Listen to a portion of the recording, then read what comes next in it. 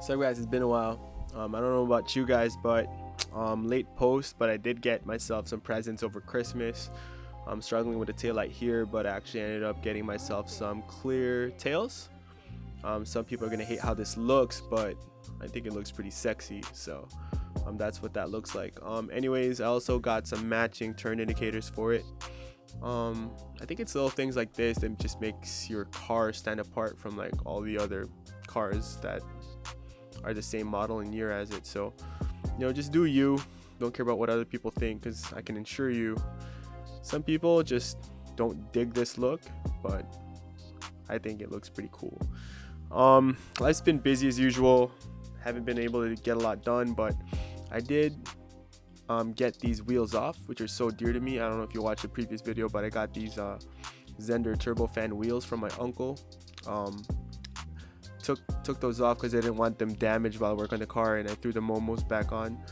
I also removed the Fender Flares from all four corners, and it did expose some rust and some rot in the wheel wells, the fenders, and the quarter panels. And basically I'm showing you here that the fender flares have been taken off, but there's two rounded bolts holding the rear bumper on, and I need to borrow like a rounded bolt extractor kit from someone. But here, strut bar's been removed, charcoal canister's been pulled off from that hole there. It's going to be deleted, so all of this is coming off, and I'm just gonna cap that off from behind the throttle body over there. But I did get some zip ties to start labeling like where everything goes, so I could start disconnecting and get it ready for the motor pull. I'm gonna get the car on these roller dolly slider thingies so I can like move it around. But before that, I got the fenders to remove, which are like 5 bolts up here. I've taken off already. 1 bolt down here and 2 more down there, but there's like some seam sealer holding it onto the car, so I'm gonna have to like melt that off and grind it away. Then I can push it all the way over there into that corner, reorganize a little bit. But that's where we are right now. So because it occurred to me, I'm just gonna like start picking away at this thing because it's not gonna be done in the time frame that I want. It's kind of like robbing away time from the family. So instead, and well, let me get there later, but that quarter panel isn't too bad, but this quarter panel is hell. I can get away with some PR15 in the not so bad areas, but stuff like this, I'm gonna have to learn how to weld.